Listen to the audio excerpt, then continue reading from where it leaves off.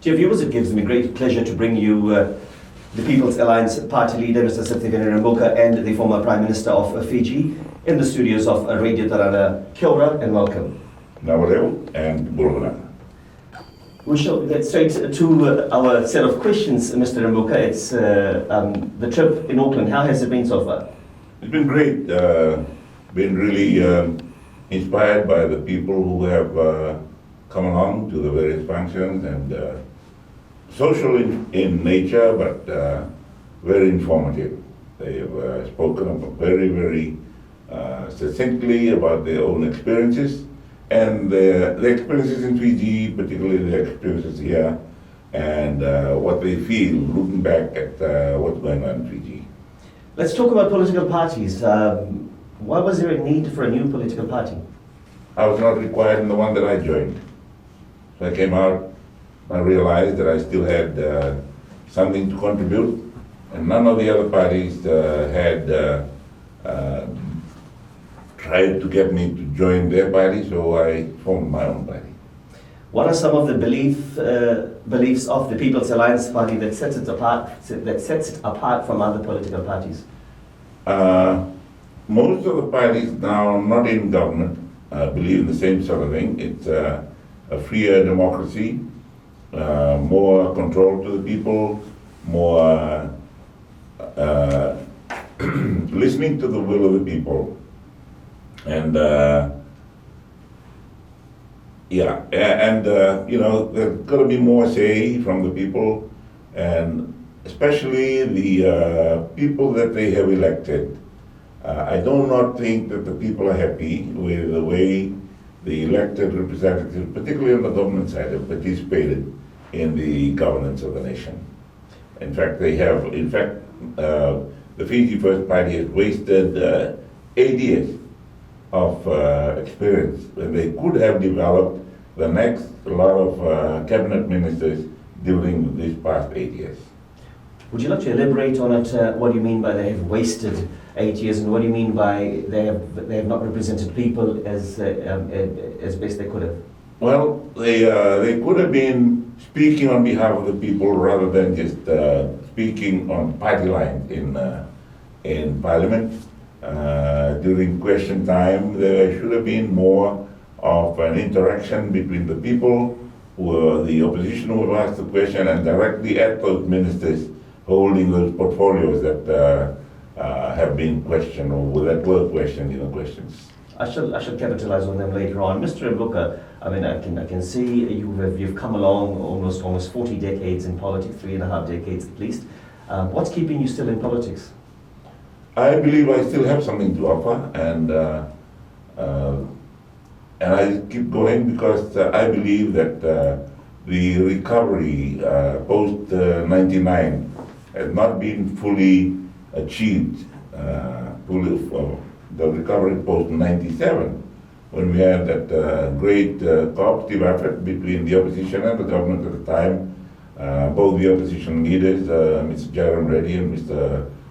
Chaudhry, had willingly, initially it was difficult, but then willingly cooperated with us to formulate the 1997 Constitution. That was a great hope.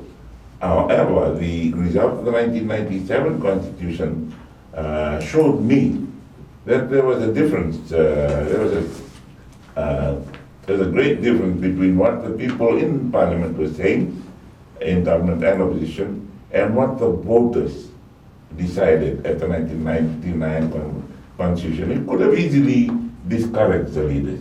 Maybe the people do not want a cooperative effort between the races where they gave their preferences to the other political parties. In our case, everybody ganged up against us, ganged up against the National Federation Party, and we lost. Both lost badly.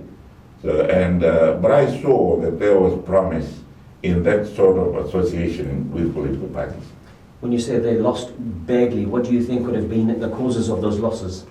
The nationalists said that I had betrayed the Fijians, and the Indo-Fijians at the time felt that the National Federation Party had betrayed the Indo-Fijian race. Moving on, you've mentioned post-97, I think post-99 was a mistake. I think you've corrected yourself by saying post-99. It seems like there was some unfinished business that you want to see through. Were there any? Well, just continuing with the concept of a multi-party cabinet, where parties were encouraged to participate in governance. Any party that had 10% of the seats in parliament was obliged to be asked. In fact, the Prime Minister, or the winner of the majority party, was obliged to ask all the parties that made the threshold to be included in the cabinet. That was a way that we could have been working on the governance of Fiji, and we have wasted more than 20 years.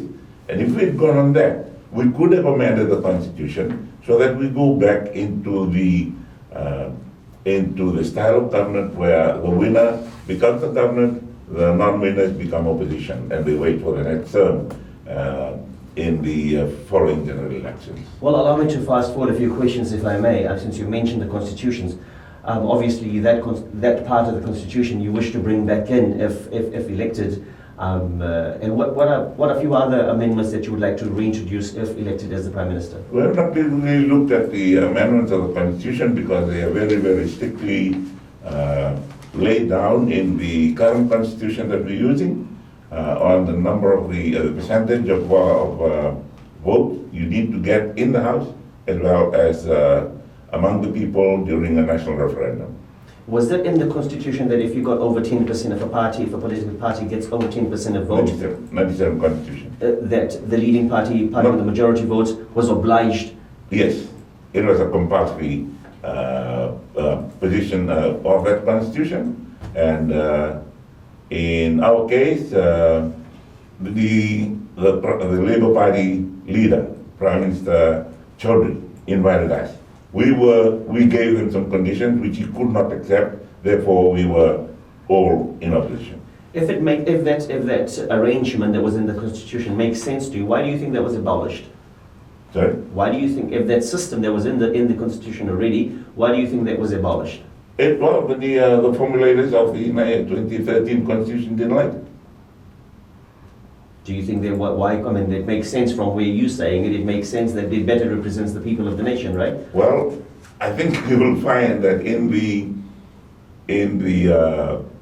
the search for a constitution by the People's Charter, when that was written up, when Professor Yash Gai did the national review and received submissions from political parties and individual citizens, he tried to make a constitution that was reflective of the will of the people. But the one we now have does not do that. It is one that was formulated by the people who were in the interim government and have become the elected government. Mr. Mbuka, there has been 3 coups in Fiji. A coup is a coup. A culture that was introduced by yourself in '87. How were the other coups different to the '87 military takeover which you led? Well, the first one was a military coup against Her Majesty's government of Fiji. And George's attempted coup was against the People's Government of Fiji under Mr. Chaudhry. And when that should have been restored by Marama, he did not. He failed the Labour government of Mr. Chaudhry. After restoring order and outmaneuvering Judge Spade and his group, he should have restored the leadership to Mr. Chaudhry in 2000. That he did not do. He betrayed the Labour government at that time. And then put in an interim administration under Mr. Garcia, and then Mr. Garcia was elected in 2001, again 2006 under the 1997 Constitution. And when he stepped in to oust Mr. Garcia in December of 2006, the following year, or a few years after that, the 1997 Constitution was purportedly abolished, and the 2013 brought in as the successor one. What do you think was the purpose of the most recent coup? I do not know. I think, well, he said that it was to get rid of the corruption in the government. Some in government were prosecuted, and I do not think we have really gotten rid of the degree of corruption we have had. We look at what is corruption. When you look at the one-sided issuance of certain things that are going on, people are still not happy. If I'm not happy with something that I submitted my own contract for, I would want to know why. And if they are according to the law, fine. If they are sort of biased towards somebody or some company, then people will think until it's proven.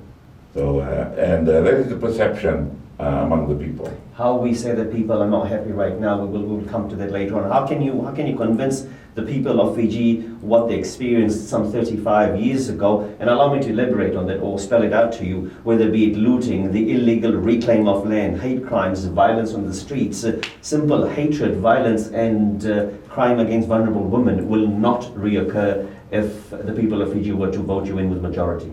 Those did not happen in 87.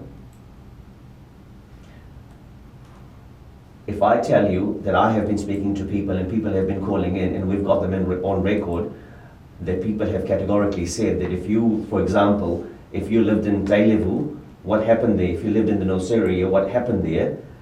Would you say they're lies, Mr. Mbuka? I think it's not a lie. I think they're just wrongly dating them. A lot of things that happened after 2000, not 87. And the so-called illegal taking over of land did not happen. Mm-hmm. Everything, all the land that transferred, the leases and lessees and lessors, changes that happened after 87 were done at the end of the Alta leases. If you know that the Alta leases were initially for 30 years and then automatic renewal for another 30 years. After that, there was no provision for renewal of Alta leases in the Agricultural Landlord and Tenant Act. Mr. Mbuka, if the ones who have suffered directly, they are finding it difficult to forgo what had happened so many years ago. They feel it's as if it happened yesterday. However, if we were to tell them that Sitiveni Rambuk at the time was encouraged to carry this out, so he may not be directly responsible. Now, these are my words, listening to what you have had to say over the last couple of days or a few days that you've been in Auckland, listening to your speeches and whatnot. You haven't held back from saying it is something that you wish it does not happen. You have said it, that I was encouraged, I was silly enough to carry it out, to execute it. I didn't say I was silly enough. I said that it had to be done at the time. It was part of our evolution as a nation. We went from being settled against our will. We were converted against our will. There was a big introduction of a labor force against our will. Whose will? It was agreed between the government of the United Kingdom, the British government, the Indian government, and the colonial government of Fiji. And you ask the Gurmatiers now, personally, or their great-grandfathers, were not asked whether they agreed to go or not, although we're calling it agreement. So those are the sort of things that really need to get to the bottom of, to understand why are we here? Why are we being treated like this? Why can we not have the same privileges to land? And the okay, because of the government. So if I may say, the purpose of the takeover was to bring Fiji to itself, make Fiji a republic. Yes, it is part of our own progress towards who we want to be, and it will never end. So what is it when you say, what do you mean by when you say that you regret it happened and you wish it doesn't happen again, and yet there were some people behind you who had encouraged you. You've made the comparison with the 2000 coup as well, that the people encouraging whosoever may have carried out. So what do you have to say about the people that have encouraged you, even though you say it needed to happen and you regret that it happened? Yeah, well, they could perhaps be held for aiding and abetting, but who was holding the trigger? Who was holding the gun? We are the trigger fingers. Me, Spade, Bainimarama. So we cannot really escape from that. So what we have to do is to carry out reparations for the effects of what he had done. And that's why I'm still in politics. So what's changed? What's changed since 87 over the course of 35 years when it comes to the mentality of Sitiveni Rembuka himself? Because you have, once again at the dinner, you have mentioned it, know the Rembuka now, not the Rembuka of 87. Obviously there's been some changes in the way you think perhaps. Are you a bit wiser right now? Would you like to explain to our viewers? I believe that I do not want to keep saying that I have changed. I want people to know that I have changed. I'm doing what I feel should have continued to happen since the reconstruction of our constitution from 1990. The Great Council of Chiefs approved one. We went with that for 7 years. We had to review it after 7 years in 97, and unfortunately it did not go through the proper citizens review, and the citizens preferred amendments and changes. So if we're going to do that, then we must first of all win the confidence of the people. And as I said, in 1999, we felt betrayed. What we thought was good for the nation, the people didn't believe was good for the nation. And that's a cooperation between the two major races. And I could easily have been discouraged and said, okay, it's the will of the people, we'll let them have it. But I know that because of the history, people see me as the person responsible for the change. I must continue to be part of the reparation process. Can we confidently say that those people who may have encouraged you to carry that out, you have distanced yourself from them, or are they still lingering around? No, I've distanced myself from them, and they have also distanced themselves from me. They're saying, why are you regretting it? We were in it together. And I said, well, maybe we were at the time. I've moved on. I've got to repair the things that we had disturbed. It takes a big guy, it takes a big man to accept and move on. If you know that it was wrong, if you accept that it was wrong, you would change.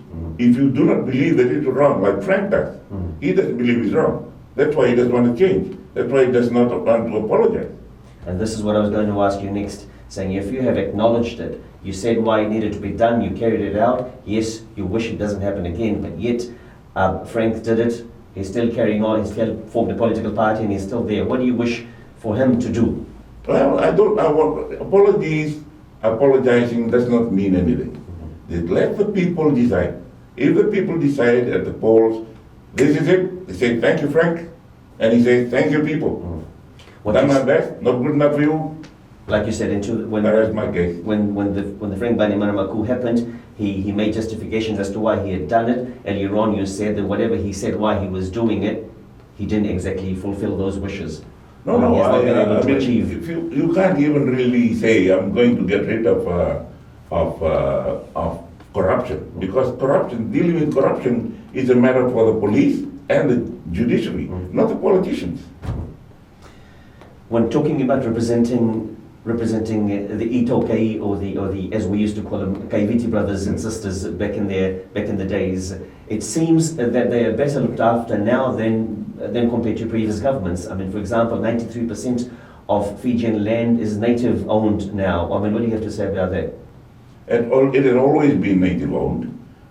They were leased under different lease terms, the agricultural leases and the development leases and so on. So you cannot really say it's much better than before. But anything better than before is part of the natural process of growth. When it comes to... It doesn't mean changes in government. Growth will happen. Improvements will happen. But it was under the guidance or under the management of the Fiji First government. So that when these figures come out, you say... And the will of the people. And the will of the people, you say the government is not outright responsible for it. They should not be taking credit for No, it. they should not be really taking credit for it, because they are just satisfying the people. The people say, you are doing this badly, we won't vote for you. And that is the interaction between the voters and the voted. You were very open and explicit about the fact that the Great Council of Chief needs to be brought back in. Now, if that was to happen, how are we going to ensure that the lease money gets distributed equally right down to the grassroots of the Matangali? That is not a business of the Great Council of Chiefs, that is business of the Parliament. Parliament changed the law. So The how Council of Chiefs will make the recommendation. there were plenty of discrepancies back in the day that the money never got down to right down to the grassroots or all the members of the Matangali of the village of the Koros. Now, how do you plan to make sure that that will not be disturbed? No, we will not be able to do anything like that, because what was happening in the past was the Fijian way, the Tauke way. That was how lease was handled, and we accepted it. And those from the outside would probably think that the Turangi Matakali and Turangi Wusu were getting more than the other people are not getting anything. Look at Visese Wunda and their housing. Look at Namori village and their housing. Look at all the villages in the west, Nanagi, Navodi, Namato, Narewa, and the housing program. They were all from centralized collection of lease money. It went the Turangi Bali, the Turangi Wusa, and their lot, and it was not much. All of it was owned or distributed to the Matangali. The Matangali said, okay, we're going to progress our housing program. So we may not be able to get a few dollars each. We went to your house, and then next program, your house, and then your house. Do you see the system that's in place now maybe a little bit better, or do you wish to improve on it? I do not know. I will have to study it properly. The young people now believe it's good for them to have money in their pocket after leave, but I don't know whether they will be able to repair or improve the houses that were built by their fathers and grandfathers under the old system. Your deputy party leader and the first speaker of that dinner evening also mentioned that your deputy party leader said, believe in the cause, and then the first speaker at the dinner claimed that our people were suffering in every aspect of life, were controlled. When he mentioned our people are suffering, is he referring to the Itoke community? Because that's what it seemed like, and that's how the people present received it. Well, I cannot say, because the records and the results of the various surveys, and one of our senior officials in the Bureau of Statistics was dismissed because he tried to isolate the figures and put them into ethnic groupings to better understand the situation, and also to create in the minds of those that were to resolve them better solutions. If you were to say our people, and that means everybody across the board, are suffering, then you still have to find out where. And even if geographic, where, and not ethnic. If you're going to do that, you'll still be differentiating people who live in say, Tamaboiwai, and those that live in Nanuku and Wailea, and who is there? So when you say suffering could be a whole lot of things, whether be it relative, living conditions, or whether it be politically, or whether it be it discrimination of some kind. What do you think, or is it all together under one umbrella? They're probably suffering only because of their expectations from life. They probably moved from the rural areas to the urban areas expecting to have work and paid employment, and then the employment return or the salaries and wages are not enough for them to have decent living standards in those areas. And when the people who work with data and tables and what needs to be or what has to be a reasonable take-home pay for a worker or a family, you look at that, you use the universal template, and you find that they're below the wellness scale. Does your team, your research and development team, or the team who has created the manifesto have a plan? If there is a plan to be introduced to Currently, better we're working on the better the existing lives of the data. ones who are suffering. Yeah, currently we're working on the current data, and when we get into government, then we will relook at the surveys again and put in the new set of measures.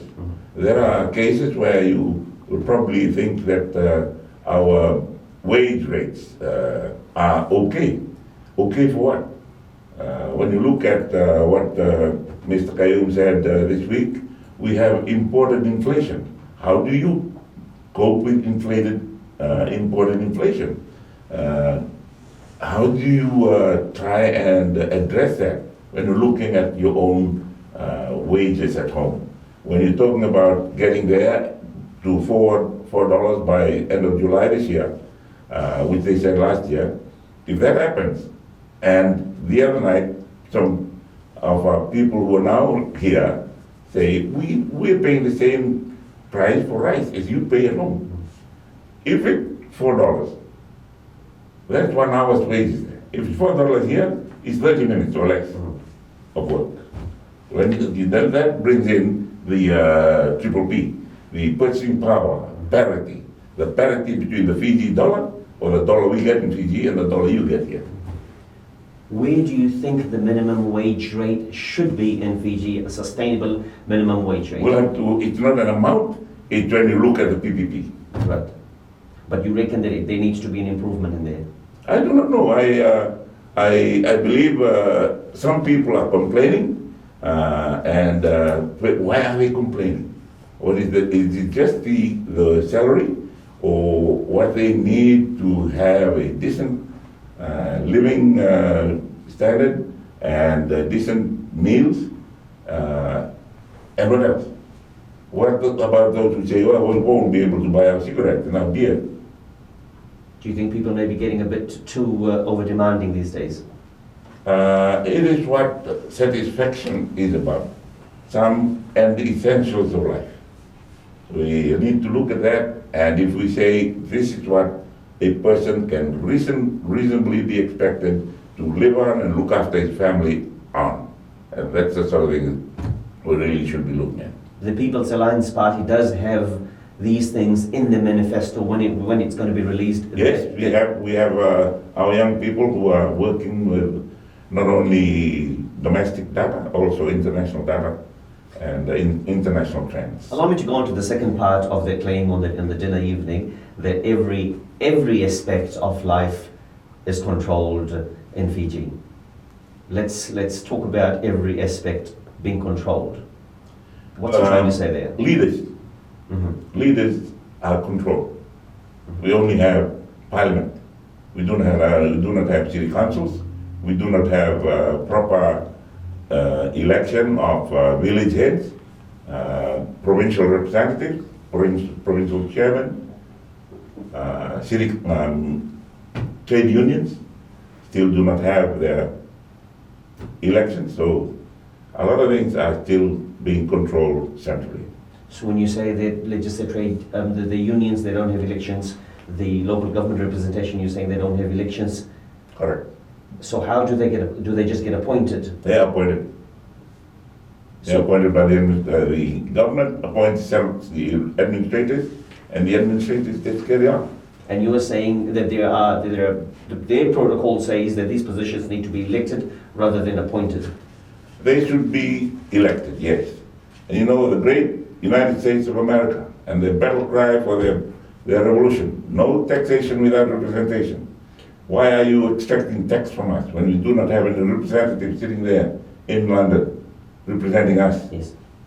So these small organizations where you say these aspects of life, you elaborated that these are the ones, perhaps is what your speaker of the day said, that aspects of life are controlled. Those are the things, yeah. Because those people pay rates, and the rates they expect to improve their taking of their rubbish in the mornings, the improvement of their roads, the flood banks for the rivers that flood their towns of Mba and 90 every rain. Those are the things they want to do. We want to have a say. We want to have a say. We're paying the rates We want to have a say in how the rates are being used. Mr. Mbuka, when our research and development team work on this, we'll try and get facts and figures to say whether they are being appointed or not. And if that's all you say, that those aspects of life have been controlled, what about the judicial system? What about the police, etc.? Do you have confidence in them? No, they are selected by the machinery in the Constitution. The judges are selected according to the Constitution, and those that are on those selection panels are mostly government. The re-establishment of Great Council of Chiefs, we touched on that already. However, I recall you mentioned at your dinner once again that post 87, our Maori our Maoris from Aotearoa had sent a contingent to you to try and get a similar sort of setup in New Zealand. Well, they came and it was a courtesy call. They brought a paddle and a traditionally carved paddle and its decorations, and we just spoke about what I had done, and they also wanted to come back. I didn't give them any advice, but they came back and started their own movement, their own negotiations with government. And a lot of the things that have happened here, the Waitangi Tribunal, reviewing the Treaty of Waitangi, and what might have been there that could now benefit the Maoris of today. And governments have cooperated. And if that was the case with Fiji, 87 should not have happened. Do you recall who may have been the person who led that trip? I think a member of parliament came with them. He has since died. I met him again when I came, was it Rata or Tata, or name like it? Tamaiti? Yeah. Tamaiti. Tamaiti. Could that be the name? Yeah, that could be, yeah. And right now, we have some of the tribes here working with some tribes in Nadi, in the Kofera Trust. They've adopted the way they run their businesses here in Nadi, and they have not been very successful, but it promises to be good when it's properly run. Mr. Mbuka, what makes you believe that the relationship will flourish with the Memorandum of Understanding with the National Federation Party, particularly when you know a similar arrangement with Justice Reddy wasn't exactly that fruitful? It was totally different. We cooperated with Mr. Reddy and the National Federation Party for the formulation of the Constitution. And the electoral system in there of transferable preferences, that was when we lost. And it was because some elements in the Tokay group felt that I had betrayed the Tokay cause, and some elements in the Indo-Fijian vote felt that Mr. Reddy had betrayed the Indo-Fijian interest by working with me. And 97 was only 10 years after 87. At the Talanoa session, I asked you a question of if that was to determine, and this is if Fiji Labour Party ends up holding the balance of power, hypothetically speaking, this is if Mahinda Chaudhry ends up securing a seat and if he happens to hold the balance of power, you without hesitation said yes, you will work with him. That's the determination you have to change this government. And I also asked you why do you think that Biman Prasad won't have a problem with this? No, I cannot assume. I cannot assume. I have no right to assume that Mr. Prasad will, Honorable Professor Prasad will agree. I have to respect his views, and we will have to negotiate, because our understanding is that we will work together at establishing the government. If we need one of the other parties, then we will continue talking to them. I would expect that Mr. Chaudhry would have the same sort of, same degree of comfort working with me or working with National Federation Party. They work together, in the past. So They were one party. so this is a conversation that you are yet to have with Biman Prasad, perhaps post the election night. Yes, it's not part of the agreement. Agreement at the moment. No, it's There- not There's part not of an it. allowance yet because you two together trying to. I mean, perhaps a confidence and supply type of an agreement. Yes, and he might even be already talking to another political party. I do not know, but it doesn't have to be only Mr. Chowdhury. Narumbe and Ngavoka, they're still there, but they have Ngavoka said no to us. Mr. Narumbe has not said to us. He said to me, he will not work with me because of my coup history. Although we had worked together from the time when I was still with Sadelpa, he said, I'm willing to work with you. Now he's changed again. This post-election conversation, the memorandum of understanding, which is obviously a pre-handshake on the coalition government. Let's discuss what ministerial positions have No. Mr. Prasad. No, Mr. that Prasad will not wants be to- fair on my own party, nor will it be fair on his own party. That will have to be dealt with after the election. You have got credible members and you're well decorated with accolades when it comes to whether it be handling finance, or whether it be handling justice, etc., or whether it be the chief economist, for example. Different scales. Do you see We're talking about different scales. do you see Honorable Professor Biman Prasad as a competent 2IC? He has dealt with the national scale of the economy and finances. But he hasn't Others handled. have worked in companies, groups of companies, and so on. They have the principles, but at the scale of national. If I was to read in between the lines, you are outright endorsing him as your Minister for Finance. Not necessarily. I have to be very, very loyal to my own members. If National Federation Party was to form to sign off this memorandum of understanding, I'm sure he would not settle for anything less than a Deputy Prime Minister's role.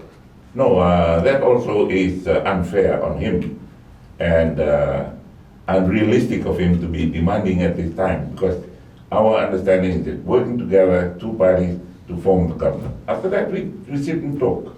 Don't you think he needs you more than you need him? At the moment, that may be true, but when you are looking at recreating the atmosphere of 1997, recreating the landscape, the political landscape of 1997, I have to work with him and take him forward. That is that is important in the resolution of the race problems we have in Fiji. Well, there's more than just race problems in Fiji. We shall touch. My main concern is bring the two major races together. They work together, and the social problems of the country can very easily be resolved when you tackle them from a unified position. How do you view all citizens of Fiji, irrespective of the ethnic background or race, being referred to as Fijians? It's fine. It's fine. You'll probably see that my Secretary Roy, in one of the very first interviews after 87, I said, why don't we all call ourselves Fijian? I first proposed it. Do you want to tell us, educate us about the trip that you had from the Europes just post the 87 coup? They arrived just to check on the Indians. We discussed this the other day. Okay. You had told me that you had shared this with me, that representation of the European contingent had come to you to see, and the Indians, to see what's going to happen to the Fijians at home, and you said... No, it was a totally different one. It's the prayer group from Washington. This is the one where you said post the coup, the Indians were concerned about what was going to happen to the Indians, and they came and they asked you one question, whether are the Indians going to go back or they're staying. You said, I'm here to look after them. Oh yeah, it was a different group. It wasn't any group from Europe. It was a group from America, Australia, and New Zealand that had flown on a special flight, which they hired an aircraft from Brisbane and flew across, and we hosted them at the VIP quarters in Berkeley Crescent. And when I was free in the evening, I went and had dinner with them, and all they asked was, what are you going to do with the Indians? And I said, I'll look after them. And that's the question, that's only one question they asked. That was one question, and they went back the following morning. And the same question that General Rodriguez asked me, all the way from India, called me, he said, Steve, what are you going to do with our people? He said, our people. And I said, General, they're no longer your people. They are our people. I will look after them. And that's when you refer to them as all Fijians. Yes. So this, all citizens, this was long time coming, and if you would have been in, you would have introduced this. Would have been at that time. You would have introduced, do you think that the thought may have gone through your head when you were sitting there drawing up the 97 Constitution to No, it was long before. It was 87. No, this calling all Fijians or Fiji citizens as Fijians. Did you think of this when you were preparing, when you were putting together or drafting up the 97? The 97 Constitution, we were still hoping that we would, the SBT was basically the two race groups, the general electors and SBT, and the opposition was still the Labour and Federation. And we need to go slowly. We need to evolve. Any sudden change will be like 87. It's a revolution. If you work slowly with time, time-inspired change is evolution. Event-inspired change is a revolution. But the thought to call all Fiji citizens Fijian was in your head? Was mine, and I repealed the Indian Repatriation Act.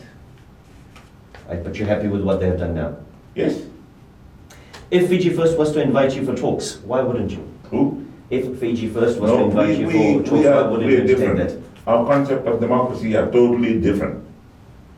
They have an autocratic system, and they believe in it, and I believe in fair democratic processes. What's on the top 10 priority list upon potentially becoming the Prime Minister of Fiji, Mr. Mboka? All of them are in our manifesto with funding, and I will make the announcement when we get there. Are you able to name some of the perhaps ministries, sectors They will find ways that needs attention right now? They will find ways of saying that that is part of the manifesto. It should come with budget and source of funding. The areas and the sectors of ministry that are underperforming perhaps? They all know that. We all know. They know. We know. And I will not pronounce them and announce them until I announce my manifesto. Well, let's just say education. Don't you think the government has done quite a bit? You will not draw me down that path, boy. But they've done a lot for the locals, be it free bus travel, more institutions, etc. Is that good enough? No, that's your perception. I say no. I am saying no. Then what we will do, we will say. It's just because of the legislation that stops you from commenting on all of those. Is that the reason why you... Yes. We are ready to announce it. We will not announce. They have their budget coming out. See the budget last year? It contained a lot of the things that the opposition had mentioned, including the minimum wage. They brought it in. Mm-hmm. And they saying this is the people's budget.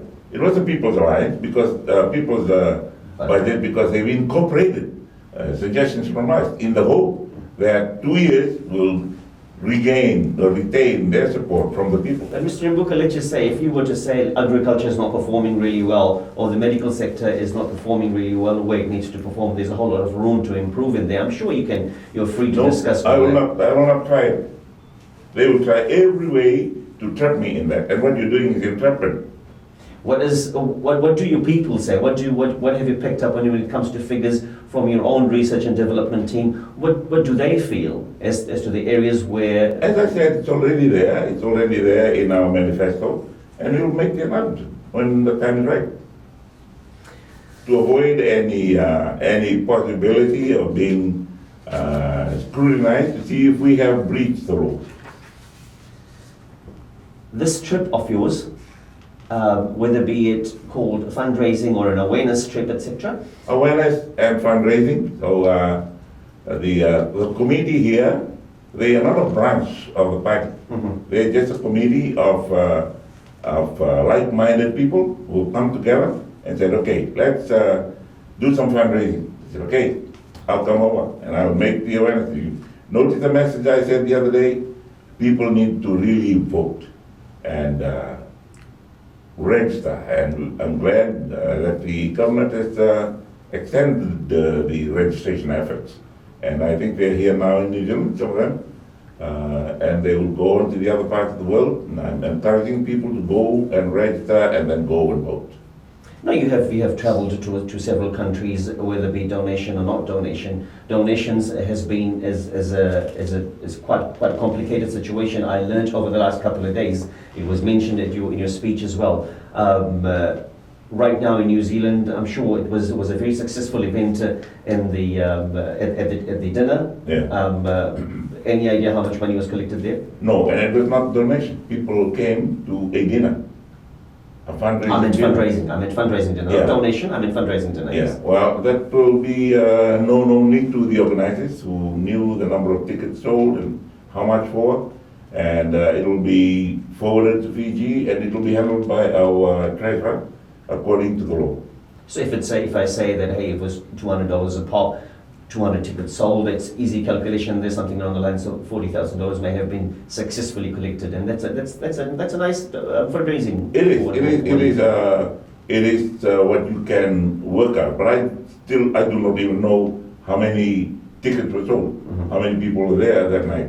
So I leave it to them to do the accounting. When it comes to fundraising, when it comes to personal donors, once again, you educated us at the press conference that individuals are allowed to donate, whereas the companies are not donating. Correct. So what's stopping me if I am, and by all means, I would like you to explain this as well, if I'm a business director of a company, is there anything stopping me from donating as I would donate it as a business house? Why can't I donate to you As a personally? director of a company, you But I'm have making your a personal own. donation. You have your own salary. You have your own allowances. From that, you can donate, as long as it's not coming from your company to the political party. It has to be individual persons, and you may be a director of a company, but you are an individual person. That donation is going from you personally to the party, and the guided by the law, cannot be more than $10,000 per year, and you must be a citizen or a former citizen. No, I mean, contesting a general election, it's not easy, particularly when it comes to finance. It's a tough ball game Right. to do this, and I see people have respected you, and you've flown business class too. Would you like to tell us if there were who were some of the Well, Sponsors the committee told us the tickets are paid for, come. And because of my age and traveling with my wife, I think they were very considerate in paying for business class for us. You must be very glad. Yes, very happy. I'm very happy. I don't have very good knees, so I can be cramped in the seat in economy class, and I'm very grateful that I can travel business class. Now, how has the business houses or businesses representation in New Zealand and Australia received you when it comes to saying that, hey, we're behind you, when it comes to fulfilling this election successfully? The people who have seen me have spoken to as people. Former friends from Fiji. None of them has come representing a company. They have all come as, I'm from Sabsabu, I'm from Lamasa. I don't even know what company they're from, and nobody, at the moment, nobody has donated anything. They probably donated to the branch treasurers. Known business people from the past, such as Mahen Motibai or Big Harry Punja, how much would they have donated so far? I do not know. It'll be handled by the treasurer, and he's the one that will submit those accounts. Before leaving for Fiji, do you know how much money the Fiji Airline, the People's Alliance Party may have collected so far? No, I do not know, and I am hoping we won't run dry. I'm hoping we won't run dry because we felt that the election would be July. Let me put it this way. I do not accept my allowance. That is something people, my leaders who work out these things, and the treasurer think I should get no. I said, no, I'm on a pension. And when I go for functions, I buy my own sepchew and so on. So I know we are struggling, so I do not take any money from the past. The agriculture, the farming side of Fiji, a lot of people, latest I heard that we were having a little Tarana session of our own, and we heard that Fiji had started to import sugarcane. How do you wish to... Sugar. Not sugar cane, but sugar. Yeah. How do you wish to remotivate today's generation back into farming? We've always imported sugar. We've always imported sugar. Mm-hmm. We exported sugar, we also imported sugar. It depends on what kind of sugar we need. Mm-hmm. When the sweet drinks factories. But what I mean by that is obviously the locally produced sugar has not been sufficient for the local market, and that's alarming right now. How do you wish to re-engage today's generation back into farming? A lot of these farmlands are going vacant. Make it rewarding. Is it rewarding at the moment? Why is it not rewarding for the farmers? Who are the people we now call farmers? Are they just workers, or do they own the farms? And why export when you don't have enough for local consumption? Do we need to review our contract, our agreement with the buyers? I do not know whether we're still selling through Tate & Lyle, whether we still have the Sugar Marketing Authority, whether most of our bulk sugar is going to Europe. We know that sugar production in Europe is growing. They have their beet sugar. We have the other countries in the African, Caribbean, Pacific countries that have the sugar protocol. You have the rum protocol and cocoa protocol, etc., in the Lomé Convention and the Cotonou Convention after that. So those are the sort of things that we will need to relook at. I am sure, I know there are people who are formulating the manifesto in the various sectors have already looked at all those things, so that when we make the announcement, it'll cover. What is? Do you feel how much has the forestry been neglected? Which? The forestry. Forestry. Yeah. Forestry has not been properly administered, and we just need to look at that. What was the original deal between the mahogany plantation landowners and the government, the alliance government? It's the same for pine, and also what were the agreements. At the moment, I think some people are not happy, some are not very satisfied. What they had looked forward to, or what their fathers had looked forward to, has not come about. Now, when it comes to representing the Ito case or the Fijians at large, a lot of Fijian farmers, when the ones who come to mainland, whether it be mainland Sua, mainland Osori, or wherever to farm and all of that, they've been very well looked after with facilities, etc., in the central departments where they can spend nights and all of that. Don't you think that's great improvement, a great innovation by the government, and they've been better looked after?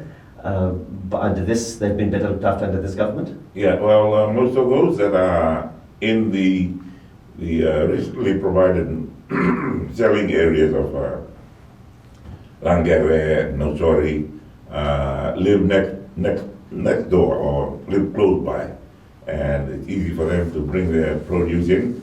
And some of them, they've made it comfortable for them to even stay overnight. I saw the one in Rewanga. It's rather rudimentary, but it's comfortable. The people are prepared to sacrifice so that they continue to sell. They respect each other. Nobody pinches anything if the owner goes away for the night. It is something that that we can just continue to grow and develop. And as I said, it's all part of our national growth. We share in the proceeds of growth. We improve our roads, we improve our market, we improve the education system, we improve all those things because we are growing. And we must that perhaps it's the thing that every government will do, and it'll be pronounced in their manifesto how to grow your economy. How far away is your manifesto from being ready? It's ready. Ready and costed. Ready and busted. So the next, we're expecting the budget in the next fortnight, I think. Irrelevant. Irrelevant. It'll be ready. And when we want to announce it, we'll announce it. Mr. Mbuka, George Speight, he's doing his term, he's serving his sentence. If you were to be elected by the people of Fiji as the Prime Minister, are you going to be looking at his sentencing? Are you going to be looking at pardoning him? It's not a political decision. It's a decision by the court and the system that's already there. And that is the exercising of the powers vested in the prerogative of Mercy Commission. So that is something you will entertain if it comes to that? If it's applied for, we will look at it. And everything will have to be done properly. The Mercy Commission will have to deal with that, not the politicians. Mr. Mbuka, the inspiration that you've got within that keeps you going, the motivation that you've got that keeps you going, would you like to share? I think it's more of what you want to do. Are you really inspired to do what you do? It's inspiration and ambition are totally different. Totally different. Ambition, you're prepared to walk over dead bodies and all. Inspiration is something that's from within. It's not something out there. It's from within. You want to do this. I've lived in Fiji and for 73 years, nearly 74 now, and people have done great things for me. Leaders of the past, leaders of the present, they've done great things. And I must continue to use my life to do great things for those around me. While in New Zealand, have you managed to go and enjoy our greens and swing a golf club? No, I have not. And I've also felt that I would probably be guilty playing golf. Why would you be guilty playing golf? I'm here to work. I'm here to But meet without you. You're allowed to have some breathing space. I do that at home with my family, with my son's family. If I go to golf, I'll have to pay for the green fees and all that. And it's cold, anyway. It is cold. I thought Phil Goff, you had a good cordial conversation with your old working colleague, your old counterpart, the Honourable Phil Goff. Now he is His Excellency, Honourable Phil Goff. How did that corridor go? It went very well. It went very well, and I wish him well when he finishes his term as the Lord Mayor of Auckland. I have known two great Lord Mayors, him now and Les Mills of the past, who was a great athlete, gold medalist in discus in the Commonwealth Games, and also chatted with me during the 1974 Commonwealth Games when I was competing in Christchurch. They're great people, and good to have great neighbors. And I'm glad that we're now restoring neighborly relationships with Australia and New Zealand.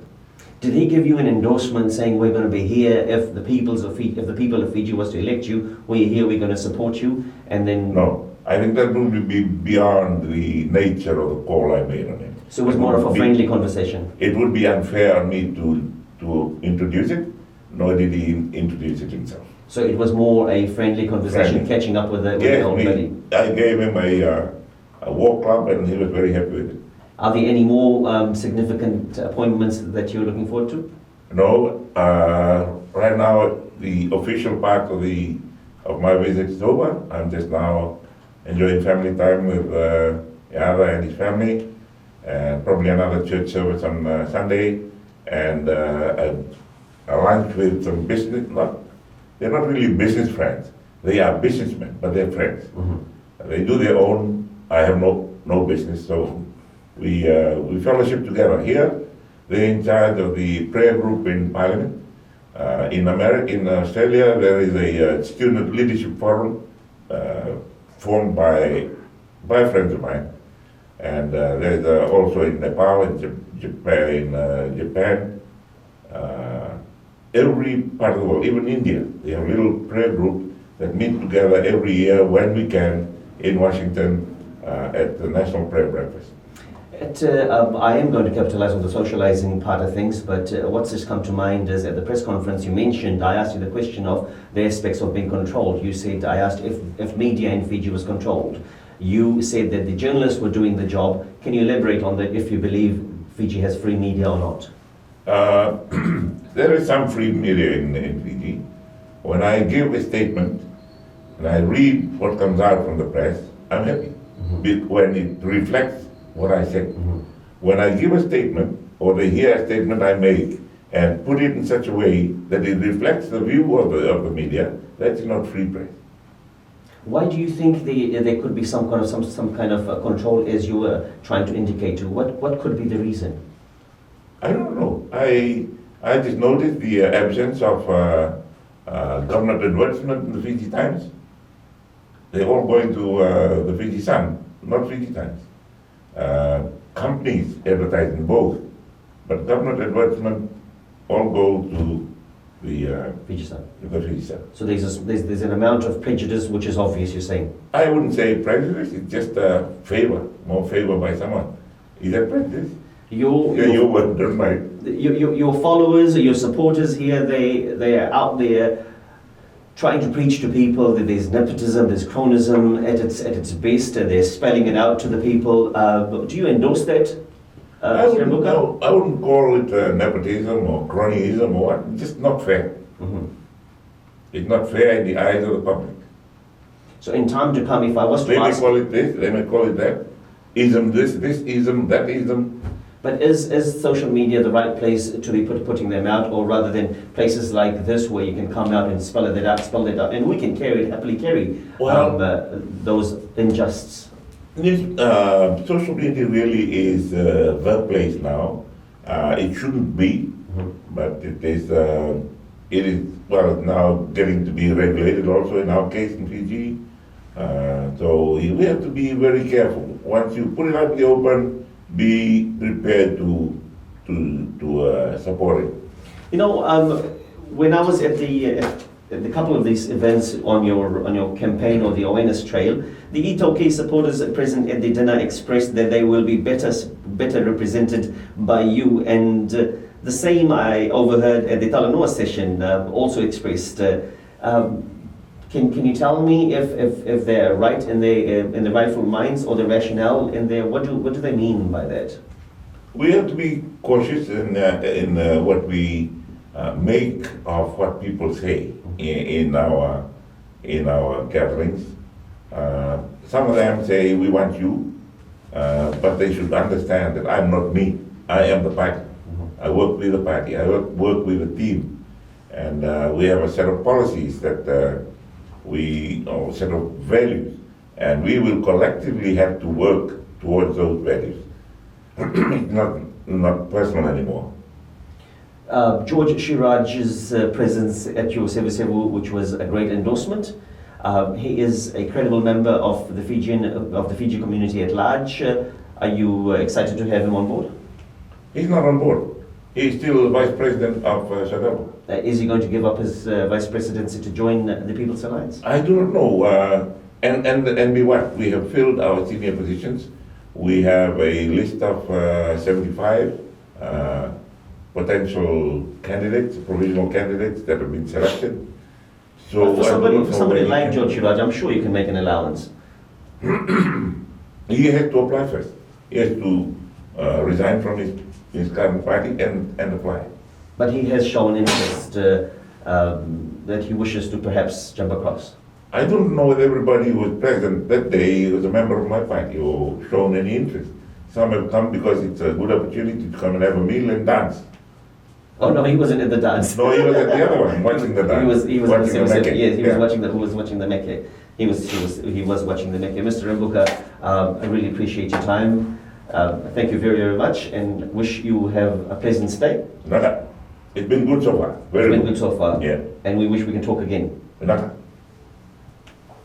Thank you very much. That was the leader of the People's Alliance Party, the Sitiveni Mbuka, having a korero with Radio Tarana. Nada.